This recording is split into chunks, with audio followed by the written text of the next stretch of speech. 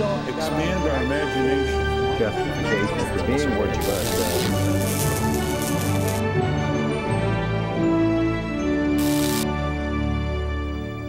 Welcome to Washington Unplugged. I'm John Dickerson. Bit by bit, the pieces are coming together to tell the story behind that failed car bombing attempt in New York's Times Square.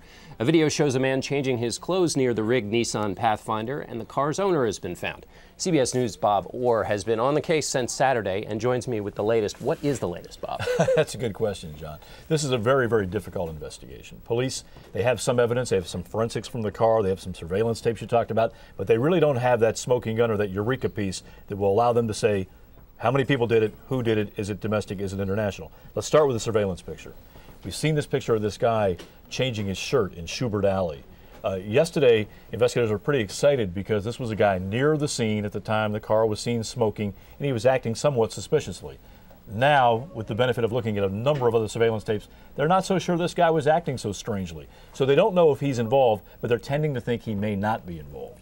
On the other side of the coin, there's a new tape that they've gotten from a tourist in Pennsylvania who was in Times Square on Saturday night, and this apparently was taken right at the time that the event unfolded. So there's some hope that maybe we'll see somebody around the car who is a person of interest. Tell me about a little bit about the fog of war here. I saw in one of the accounts they talked about this was a one-off. We heard that early on in the underwear bomber on Christmas Day. How do they go about putting together all of these crazy leads and trying not to get lost down a blind Schubert Alley, as it were? Yeah, it's tough. I mean, there's no intelligence that bubbled up ahead of time that told us anything like this was in the pipeline. So that's one clue. Beyond that, there have been no credible claims of responsibility. Now, there not always are, but there's oftentimes some kind of corroborating information that will allow you to say, aha, we can connect this piece of intelligence to this action on the street. There's none of that here. There's a claim from the Pakistani Taliban that we did this. This is a group that also claimed credit for the blackout a few years ago. It's not credible. There's a claim from environmental terrorists. That's been pretty much discarded. So when you can't connect it to any known intelligence or any large transnational group, you're left with the possibility, and maybe a strong possibility, that this is a sole, lone wolf domestic radical. What the motive is, we don't know. But I want to say, nothing has been ruled out, and we have to be careful here not to jump to any conclusions. Is that where they're leaning, this sort of lone wolf domestic radical? And is there anything about the makeup of the bomb that would suggest that that was... The bomb itself, and I mean, we're giving it too much credit, I think, calling it a device. It really wasn't. It's been described as amateurishly constructed. It's almost clownish, if you will. I mean, in the back seat are a couple of clocks. They're not really wired properly. They're connected to a can of powder, but the wires aren't done properly. There are propane tanks in the back. We don't know if they were filled or not filled.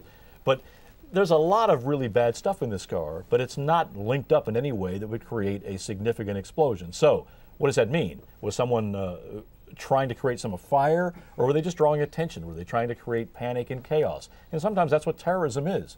Terrorism is about frightening people. This was not, I think it's safe to say, a serious explosive device. It may have caused a fire, and that may have caused some chaos. And that's a problem in Times Square on Saturday night in spring. But this does not have any of the hallmarks of a significant device. Last question, Bob, which is in the Christmas Day bomber. The first thing that came out of the government was people said the system worked, and then they had to backtrack on that. In this case, did the system work? Well, I think you have to give some credit to the onlookers there in New York, the people that were heads up to say, hey, this is weird, this car's in the wrong spot, it's smoking, and they got some immediate eyes on. Did the system work? I don't know that there is a system that can catch a one-off, weird attempt by somebody who has their own agenda. That's very, very tough. There's no system or layers that you can put in place that stop all of those. I think the coordination we've seen between the public and the NYPD and the FBI has been pretty impressive. And I will tell you this, quickly that night, on Saturday night, after they found this car, they searched every square mile of Manhattan, 76 precincts, looking for other vehicles, looking for other potential problems, and they were able to say with pretty much certainty after a few hours that the rest of the city was clean. All right, Bob Orr, all over this for us. Thanks very much, Bob. Now we switch to an explosive debate over immigration reform, from new legislation in Arizona to possible congressional action to protests over the weekend. The topic is back in the spotlight. We're going to sift through some of the complexities with Clarissa Martinez with the National Council of La Raza and Dan Stein with the Federation for American Immigration Reform. Dan, well, to both of you this question, but I'll start with you, Dan, which is Tell us the most important part of this debate now. We have what's happening in Arizona. We have talk of an immigration bill here in Washington. What should our viewers be focused on?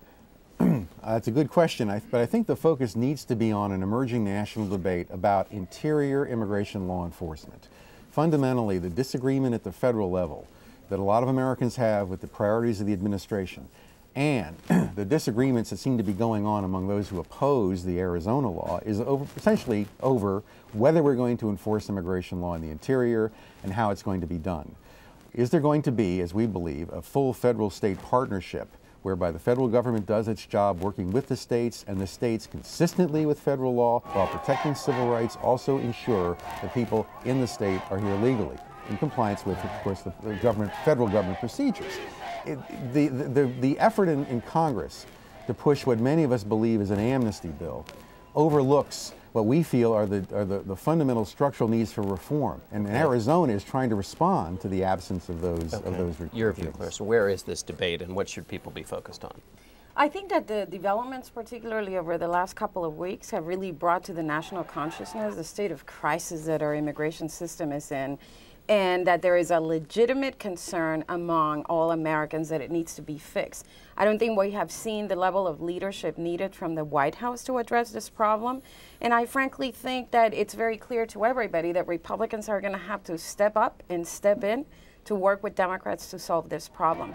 The solution, and I think that's what Arizona clearly shows, is that we need a comprehensive federal solution that deals with the factors that are feeding illegality. We have a legal system that's not working, which means that people then go around it rather than through it, through legal channels. And I think that last week on Thursday, the Democrats put together a very credible, strong platform that has many of the ideas that Republicans have been talking about, but creates this layer effect where we're going to be strengthening the border, strengthening workforce enforcement, so we shut down the jobs magnet. But at the same time, we can't ignore, if we really want to restore the rule of law, that there are people living and contributing, and we need a system that requires them to come forward, pay taxes, and levels the playing field. So you're both talking about a national approach to this. I want to ask you, Dan, about the Arizona law. Is that something that should be overwhelmed by a national piece of legislation? Is it a model to be built on? How does that play in this larger immigration? Well, the Arizona bill, and most of it's not particularly controversial. The one section dealing with police, checking verification after a lawful stop is obviously the issue. But ultimately, Arizona is a framework which needs to be built on, both in the states and at the federal level, to have an overarching federal reform that actually enforces immigration law in the interior with the states. But on that the federal proposal that we're seeing the Democrats come out with, ultimately, we're not sure that's even a consensus proposal among Democrats, much less among Republicans. When both candidates campaigned, Obama and McCain, they said that we needed to restore credibility first, get the borders under control first before we did anything else. There seems to be a departure from that promise during the campaign to now to push a bill at the federal level which would create amnesty for people here illegally without really reforming the laws that we think needs to be done. Let me ask you a question about that Arizona bill. You said, well, there's not much of it's controversial, but you're talking about law enforcement. At the point of contact on law enforcement is where it is quite controversial. And, that's right. And it's creating, it may be warping the debate, but it's controlling the debate. And so what's your view just on the question that people are being considered suspects based on simply the color of their skin? Well, we at FAIR are as concerned as anyone else to ensure that there's no racial profiling done at the state level in any context. It's very important that there be civil rights protections built in, and we think this bill, particularly now that it's been even amended further, does that. But I think it would be important for everyone to calm down for a little while. Let's see how the law is actually going to be implemented before everybody goes berserk. The effort is ultimately to try to protect public safety, citizens of Arizona, and to recruit the federal government as a partner in verifying status. Clarissa, you're shaking. Very straightforward. You're shaking your head, and so respond. But let me ask you also this question, which is, surely there does have to be some law enforcement component. So supporters of this law or of strong law enforcement would say, don't define the whole thing by the most egregious possible way you could take this law. So what's your response to that? That piece is what the law is about. And I think that one of the interesting things is that when you hear law enforcement, you see that they're deeply divided on this issue. And actually, there's been a lot of the sheriffs and jurisdictions along the border who are saying, look, our crime rate's it has gone down over the last decade. We know that there are problems. But if you have a law where you're asking law enforcement to, under reasonable suspicion, stop people for whatever that is, the governor couldn't define it, the law doesn't define it, as opposed to for their criminal behavior, then you're dispersing law enforcement resources. And I think that is one of the reasons that there's this division among law enforcement about the outsourcing of federal immigration enforcement in their hands rather than focus on criminal activity, which is what people in Arizona are really and deeply concerned about. As a final question to both of you, I want you to play political prognosticator a little bit here, because this larger debate about immigration is taking place in the context of a political year. The president himself has said he's not sure lawmakers have an appetite for it. And so I want to ask you first, Dan, what is your sense of whether anything's actually going to happen on this issue? And if anything isn't going to happen, where does the pressure come from? Well, nothing's going to happen at the federal level because there isn't a consensus on a variety of the core structural issues that need reform. What's the purpose of immigration law? Immigration generally, how do we make it better serve other national interests, our labor market, environmental policy, a whole range of other things we need to have. We need to really resolve this issue of the federal-state partnership, which Arizona is ultimately about. That's not going to get resolved at the federal level at this point. The underlying factors that are fueling the continued growth in public anxiety about immigration are only going to get worse as the structural nature of the economy changes, the prospects for Americans living the American dream change in this new globalized competitive environment. Our immigration policies are somewhere stuck back in the 1820s. They don't represent what the country needs today. And as long as that's the case, and as long as immigration continues to cost taxpayers far more than it's actually benefiting the country, you're going to have this growing public anxiety. Clarissa, your thoughts on the political atmosphere? I would agree with you that, I think we're seeing Congress largely not have the appetite to do a lot of things. But I think what we're hearing from the American public is, look, if we're battling foreclosure, unemployment, and a myriad other problems, the least we can expect from our elected leaders is to be able to do more than one thing at once. And I think this has really taken the issue to the national crisis that it is.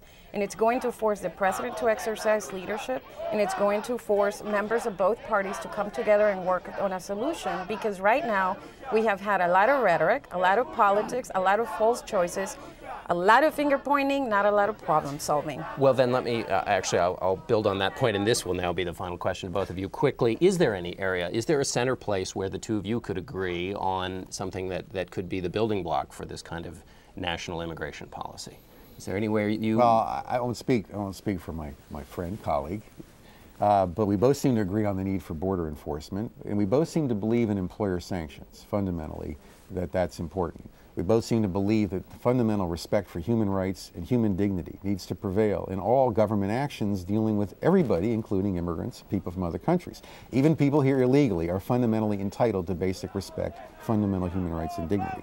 Where we disagree seems to be on things like chain migration, amnesty programs. What are the priorities? Are we going to give people a priority if they jumped in line ahead of people who respected the law? And why this issue is tearing the American people apart is fundamentally in a highly diverse society where respect for law is a cornerstone of citizenship. One side is saying there's a group of people who don't really have to play by the rules, and everybody else does. And as long as that continues to be dominating and leading the public debate, we're not going to get to constructive solutions. Clarissa, the last word goes to you. I think where we disagree is that some of us are actually trying to do something to get the solution on the table, where Mr. Stein's group has a long history of simply trying to block reform. And I think that the American public is saying, this is the time. We need a legal system that works so we can reduce illegality, and we need border solutions, and we need employment solutions. We need to level the playing field so that we don't have unscrupulous employers pitting U.S. workers against vulnerable immigrant workers. But some of us are actually actively working on delivering a solution and getting Congress and the White House to do so, and some others are unfortunately just blocking it. Okay, well, we'll be able to come back to this debate. Clarissa Martinez, thanks very much. Dan Stein, thank you very much. Thanks all of you for watching Washington Unplugged. I'm John Dickerson. Join us again tomorrow on CBSNews.com at 12:30. Have a great day.